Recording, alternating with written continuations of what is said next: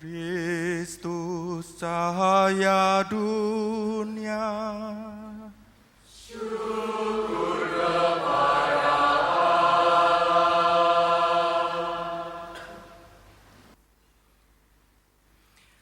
Bersoraklah para malaikat di surga, dan sambutlah Kristus Sang Raja di raja. Ia wafat, namun bangkit dengan jaya. Gemakanlah dengan bangga Paskaraya. Inilah Injil Yesus Kristus menurut Lukas.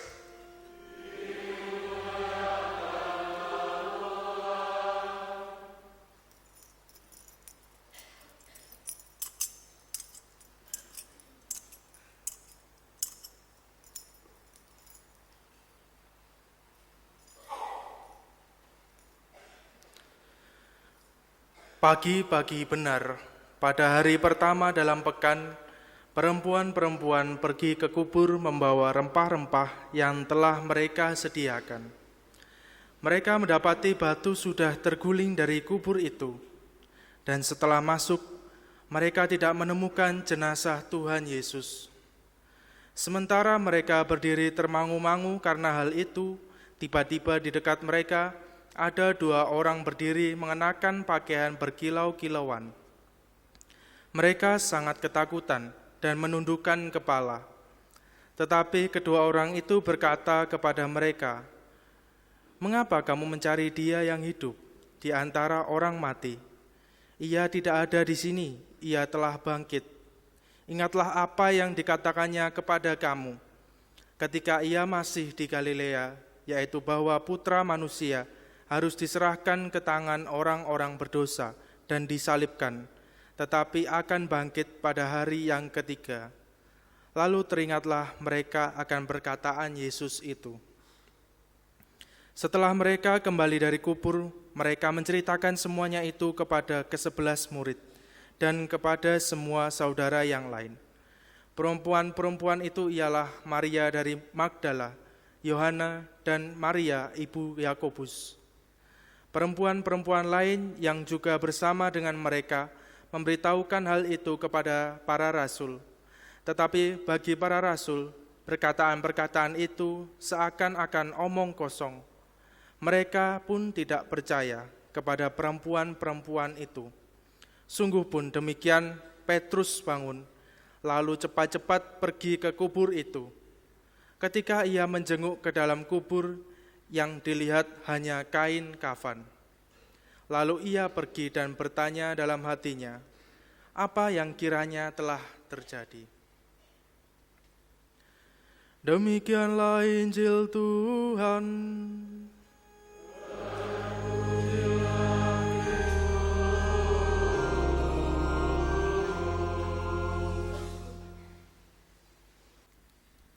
Saudara-saudari yang terkasih di dalam Tuhan, malam hari ini malam yang paling puncak di dalam hidup rohani, spiritualitas orang Katolik. Malam Paskah, malam yang paling misteri, di mana misteri iman kita itu sendiri dijelaskan di dalam seluruh rangkaian liturgi pada malam hari ini. Dalam babak pertama dari liturgi kita ada upacara cahaya, di mana situasi gelap, sebenarnya tidak ada cahaya sama sekali. Dan akhirnya lalu imam membuat api yang pertama. Api melambangkan dari benih iman itu sendiri. Situasi gelap melambangkan era Perjanjian Lama. Ketika kita membayangkan bagaimana alam semesta ini sebelum diciptakan oleh Tuhan. Yang bisa menjelaskan hanyalah situasi gelap, di mana kita tidak pernah bisa membayangkan dan memasuki ketika ruang cakrawala gelap itu kita tidak bisa menjelaskan, tidak masuk di dalam penjelasan, karena apa yang terjadi hanyalah Tuhan yang tahu. Dari upacara cahaya, kita pelan-pelan bertahap, lalu menyalakan api Paskah, di mana api yang menjadi penerang, yang membuat jalan menjadi kelihatan, yang membuat wajah orang lain menjadi kelihatan. Kita melihat apa yang terjadi di sekitar kita. Alam semesta mulai sedikit demi sedikit kelihatan. Saudara-saudari, dengan menyalakan iman, maka hidup adalah menjadi punya terang. Tanpa iman, maka hidup ini tidak ada maknanya sama sekali. Hidup hanyalah mengalir, dan tiba-tiba kita lahir di bumi ini, kita tanpa menghendaki, tanpa memilih, dan terjadilah begitu. Lalu sesudah itu entah bagaimana, kita makan, kita minum, kita bekerja, dan lalu sesudah itu menjadi tua dan mati. Dan sesudah mati, gelap kembali. Ada seorang yang menggambarkan hidup semacam itu seperti kelelawar yang tiba-tiba muncul dari kegelapan, masuk lewat jendela, dan lalu terbang mutar-mutar di dalam rumah, dan lalu sesudah itu menemukan jendela lagi dan lewat lagi, masuk gelap lagi. Itulah hidup tanpa cahaya iman. Kita ketika menghadapi hidup dengan aneka macam warna dan masalah, kita juga tanpa iman, kita akan terbelit dalam kesulitan dan kegelapan. Tetapi dengan adanya iman, kita menjadi punya lampu untuk menerangi langkah kita ini, kaki kita menapak di mana. Sehingga jalan menjadi kelihatan, dan itulah makna dari nyala iman. Dan puncak dari iman Kristiani bukan sekedar seperti iman Yahudi, iman agama Yahudi, tetapi iman Kristiani pertama-tama adalah nyalanya kebangkitan Yesus di dalam hidup kita. Lilin Paskah melambangkan kebangkitan Tuhan Yesus yang selalu kita nyalakan, dan nanti kita membaharui janji baptis. Dengan janji baptis kita nyalakan lagi lilin itu yang sebenarnya sudah dinyalakan ketika kita baptis. Dan lalu itu hendaknya terus menerangi langkah hidup kita. Pilihan-pilihan kita, sikap-sikap kita, perilaku kita. Dan disitulah kita terus diterangi oleh nyala Paskah itu. Itulah makna dari lilin Paskah. Dalam babak kedua upacara tadi, kita masuk dalam liturgi sabda. Kita mendengarkan bacaan kitab suci mulai dari kisah penciptaan alam semesta, dari kitab Kejadian, dan lalu kitab Keluaran. Dan sampai sebenarnya ada 7 bacaan yang di dalam liturgi Paskah yang lengkap, baru sesudah itu lampu dinyalakan. Yaitu ketika kita menyanyikan Gloria, dan nyalanya lampu menjadi terang benderang ketika memasuki sabda perjanjian baru. Dan itu maknanya sebenarnya bahwa dengan perjanjian baru, yaitu kisah Yesus yang wafat dan bangkit, lalu kita menjadi hidup dalam terang benderang. Kita menjadi melihat realitas itu dengan cahaya baru. Saudara-saudari yang terkasih, nanti di babak yang ketiga, yaitu liturgi baptis. Ada saudara-saudari kita yang duduk di depan ini nanti akan dibaptis, dan ada satu dari saudari kita yang diterima di dalam gereja Katolik. Kita semua juga di samping menjadi keluarga bagi baptisan baru, kita juga bersyukur karena 7 orang ini menemukan cahaya dan berkomitmen menjadikan cahaya Paskah itu menjadi penerang bagi hidupnya sampai mati dan selanjutnya. Dan inilah yang menjadi komitmen baptis. Setiap orang baptis artinya aku mau menjadikan Yesus adalah cahaya bagi hidupku, penerang hidupku. Banyak lampu-lampu di luar. Bukan hanya neon-neon di dalam gereja ini, di luar juga ada lampu-lampu macam-macam. Di ruangan diskotik juga ada lampu macam-macam. Ada banyak lampu yang menyenangkan naluri manusiawi kita. Tetapi kita memilih satu lampu yang utama, yaitu lilin Paskah ini. Yaitu menjadikan Yesus sebagai penerang dalam hidupku. Maka kita semua menyambut gembira pada hari ini bagi saudara-saudari yang menerima baptisan pada malam hari ini dan saudari yang diterima di dalam gereja Katolik.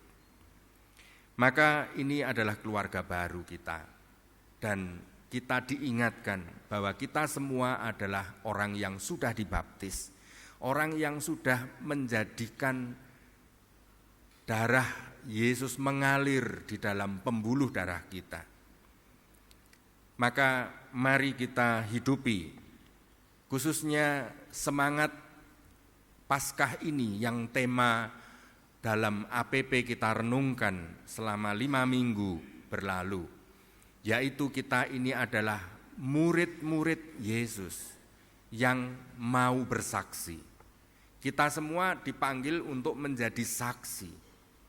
Ketika lilin ini kita ambil dan kita jadikan nyala cahaya di dalam diriku, maka sekarang lilin itu berubah menjadi aku. Aku adalah lilin Paskah itu sendiri.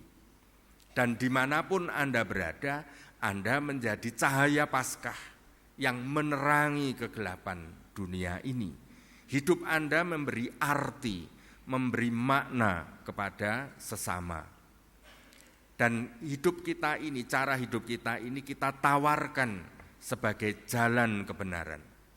Dan itulah panggilan kita bersaksi. Maka di dalam pendalaman APP, di pertemuan keempat kita merenungkan panggilan menjadi garam dan terang. Garam, orang yang mau melebur, tidak dikenal, tidak dilihat, tidak harus tampil di panggung, tidak harus dipuja-puji. Dia mau hilang, lenyap, melebur di tengah masyarakat, tetapi memberi rasa sedap. Itulah makna dari garam. Dan tetapi kita juga dipanggil menjadi cahaya yang berani berdiri bagi kebenaran dan mewartakan kebenaran itu.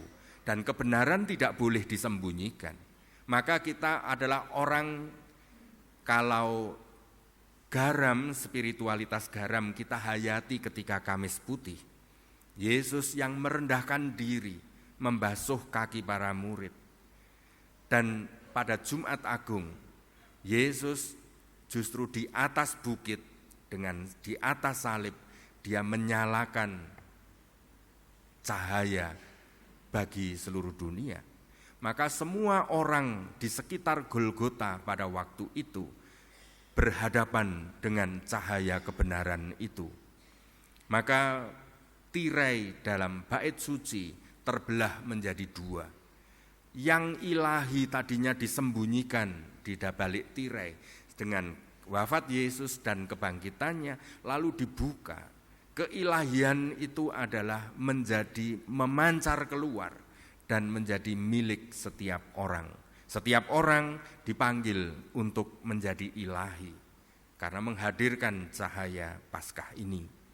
Maka saudara-saudari, kita dengan merayakan Paskah ini membangun komitmen baru untuk tidak mau dikalahkan oleh kematian. Budaya modern dan situasi zaman ini adalah budaya kematian, budaya gelap, kegelapan. Dan kita dipanggil untuk menjadi cahaya di tengah kegelapan itu. Budaya kegelapan atau budaya kematian, segala sesuatu yang dipromosikan adalah hal-hal yang mempercepat kepada maut. Makanan yang enak-enak dipromosikan, semakin enak adalah yang semakin cepat membawa kepada kematian.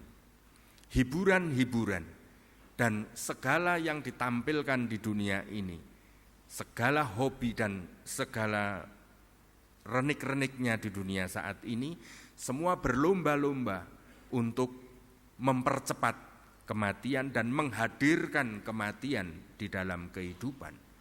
Bahkan akhirnya juga agama-agama, budaya, politik, dan puncaknya adalah kecanggihan teknologi persenjataan. Dan itu semua adalah bagaimana untuk mempercepat kematian. Tuhan Yesus yang disalib adalah yang telah mengalahkan kematian dan bangkit. Saudara-saudari, dengan Paskah ini membawa cahaya Paskah ke tengah dunia yang berbudaya gelap, berbudaya kematian, maka kita dipanggil untuk selalu memberi harapan. Apa pengharapan yang diberikan? Yaitu kalau kita selalu mengasihi. Bagaimana kita bisa mengasihi dengan total? Karena kita punya iman. Iman akan Allah yang adalah kasih. Maka kita lalu mengasihi. Dan itulah tugas perutusan murid-murid Kristus di tengah dunia saat ini. Kita menjadi kehadiran cahaya iman. Pancarannya iman itu adalah kasih. Maka bagi kita umat Kristiani sangat mudah cara mengukurnya. Kalau ada cahaya pasti ada apinya, ada sumber nyala api. Kalau cahayanya itu bukan kasih, pasti nyala apinya bukan Allah. Itu dengan sendirinya.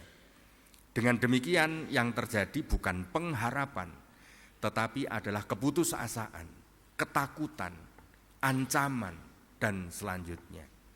Maka saudara-saudari, kita semakin diteguhkan dengan perayaan Paskah ini. Mari kita semua dipanggil untuk beriman, mengasihi, dan membawa pengharapan kepada dunia. Itulah kesaksian kita. Kemuliaan kepada Bapa dan Putra dan Roh Kudus.